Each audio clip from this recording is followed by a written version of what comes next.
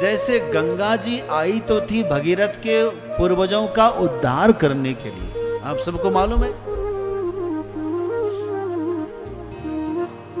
भगीरथ ने बड़ा प्रयास किया, बहुत प्रयास करने के बाद ब्रह्मा जी के कमंडलों में रहने वाली गंगा प्रकट हुई और कहने लगी, भगीरथ मैं यदि आऊंगी धरती पर तो मेरा वेग कौन संभालेगा, मेरी रफ्तार को कौन रोकेगा, मैं तो पाताल में चली जाऊंगी, फिर तुम्हारे पूर्वजों का उद्धार कहां होगा। एक प्रश्न, पहले इसका समाधान लाओ। दूसरा प्रश्न ये कि सबका पाप धोते धोते मैं जब मलिन हो जाऊंगी तो मैं अपने को पुनीत कैसे करूंगी, मैं पावन होने के लिए कहां जाऊंगी। इन दोनों प्रश्न का उत्तर मिले तो यहां आना, वरना चले जाओ। राजा भगीरथ शंकर जी के पास गए। महादेव महादेव महादेव। महादेव ने कहा कि ठीक है, इसका समाधान मेरे पास है, मैं उसको संभाल लूंगा, जटाओं में रखूंगा। दौड़ करके फिर गए, गंगा मैया प्रकट हो गई। बोले माते उत्तर मिल गया, शिव जी अपनी जटाओं में आपके रफ्तार को संभाल लेंगे। जटा में, छोटी सी जटा में, छोटी सी जटा में हमें संभाल लेंगे, हमें। अच्छा ठीक है, मान लो संभाल लेंगे। दूसरा प्रश्न,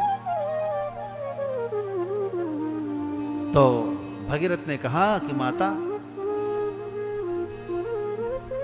भारत के भूमि पर बहुत से निर्मल संत साधना करते हैं, ऋषि मुनि तपस्या करते हैं, उनके पावन चरणों का जब स्पर्श होगा तो आप पुनीत हो जाया करेंगे। जहां आप पापियों का पाप धोकर मलिन होंगे, वहीं आप मुनियों के स्पर्श से पवित्र हो जाएंगे। ये बात गंगा को बहुत अच्छी लगी। ठीक कहा, मैं जाऊंगी, मैं धरती पर जाऊंगी और उन पावन संतों के चरणों का स्पर्श करूंगी, मुझे पवित्र होना है। माता गंगा उतरी है हिमालय से, महादेव ने अपनी जटाओं में भर लिया। और जटा कोई ऐसी वैसी थोड़ी है, महादेव की जटा है। ऐसा विशाल पर्वत बना दिया, गंगा उसी में सिमट गई, खो गई, पता ही नहीं चला। महीनों निकल गया, जटा कटा हसम भ्रमण भ्रमण निलिम्ब निर्जने, विलोल विल वीचि वल्लरी विराजमान मूर्धने, धगत धगत धगत ज्वलल ललाट भट्ट पावके, किशोर चंद्रशेखरे रति प्रतिक्षणम मम। शिव जी की जटाओं में ऐसे निर्झरी गंगा उलझ गई। फिर भगीरथ ने प्रार्थना किया, अरे शिव जी चाहते ना तो अपने नेत्रों से गंगा को रोक लेते, केवल दृष्टिपात करके, कैसे भी इशारे से भी रोक सकते थे, संकल्प करके रोक सकते थे, लेकिन शीश पे रखा, क्योंकि पता चला कि गंगा जी और कोई नहीं, ये प्रभु के चरणोदक है। क्या है? चरणोदक है ना, विष्णु पादोदक है। शंकर जी ने मस्तक पर धारण किया। आज भी आप लोग जब चरणोदक लेते हैं आचार्य जी से, फिर सिर पर रखते हैं। क्यों? महादेव ने इसको सिर पर रखा है, तो हम भी अपना सिर को पवित्र कर लेंगे। भगवान के चरणोदक ही तो है। और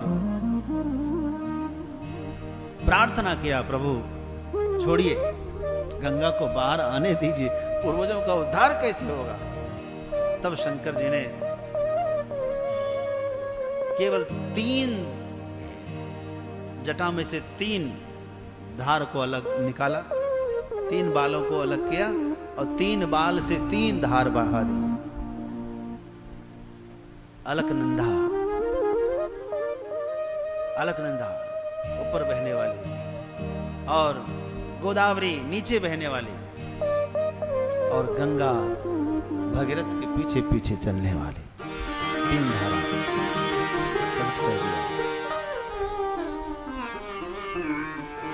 गंगा जगत का कल्याण करने के लिए करती है।